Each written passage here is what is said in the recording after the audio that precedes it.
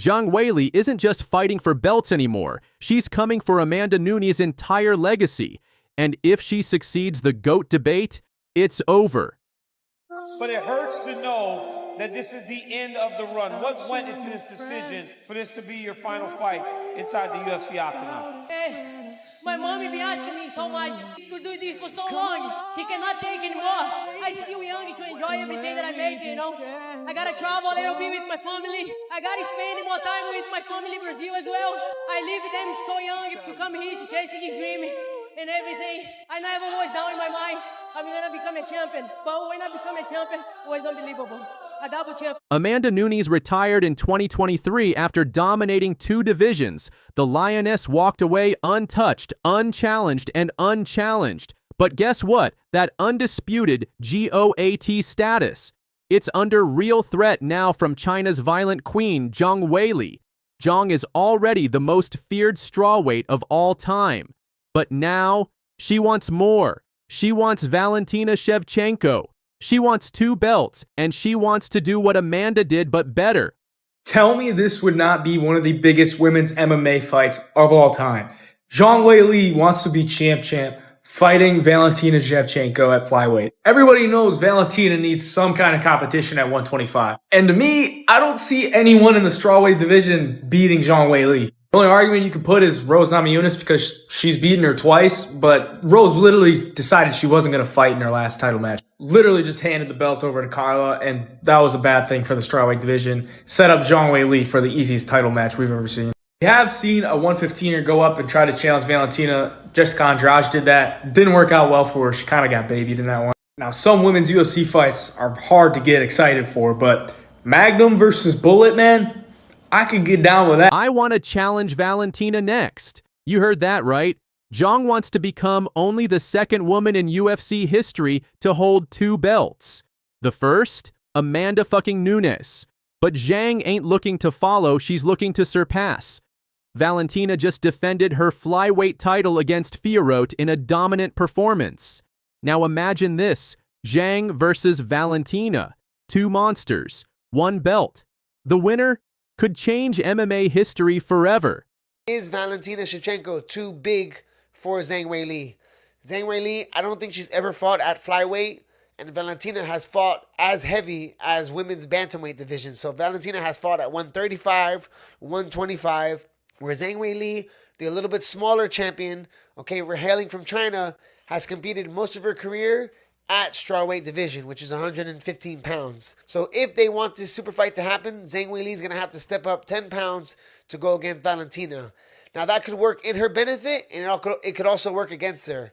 It could work in her benefit because maybe if she puts on a little bit of weight, she can get a lot stronger, and she can be able to manhandle Valentina in some wrestling and tight ground and pound situations. Thing is, guys, Valentina has shown time and time again that her wrestling has gotten better and better as her career goes on. The later she gets into her career, the better in her wrestling and her jiu-jitsu has been. She was able to beat Alexis Grasso and take Alexis Grasso down. Zhang Weili and Valentina Shevchenko are absolutely on Amanda's heels.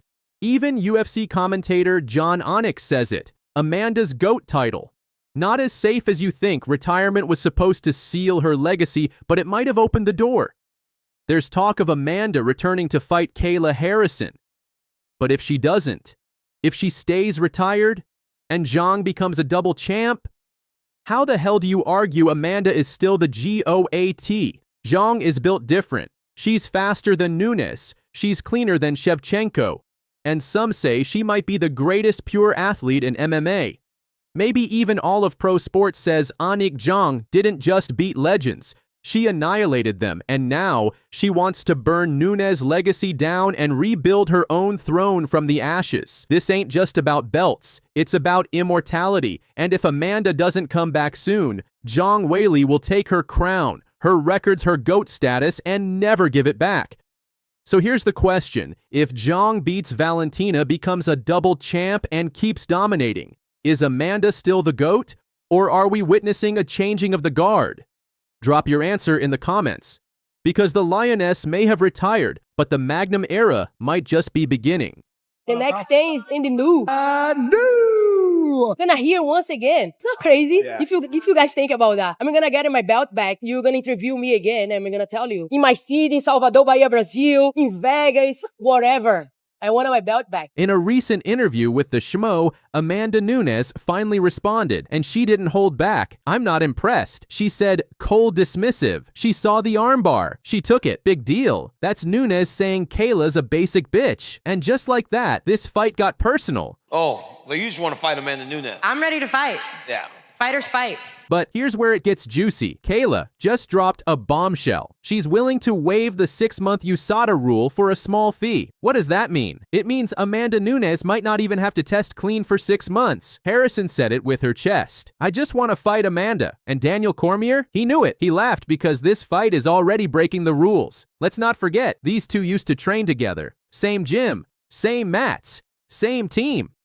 But now, it's all war. Kayla's hungry to prove she's the future. Amanda's pissed that anyone's even questioning her legacy. This ain't a respectful passing of the torch. This is a fucking torch fight. You know, now that she's come in the UFC and she's actually won the belt and fought her way up. And, you know, Amanda, people respect what Amanda did here. So I agree with you. It felt big. It was a badass day, and it was all organic. None of that was fake. We had no intentions of her going up into the octagon. I actually had to tell the guys to let her up. They weren't even letting her in. So yes. And the UFC, they're playing with fire. Two of the most dangerous women alive. 0 respect left and a 6-month testing exemption on the table. This isn't a fight. It's a goddamn legacy assassination. Dana White better start preparing the octagon and maybe the White House.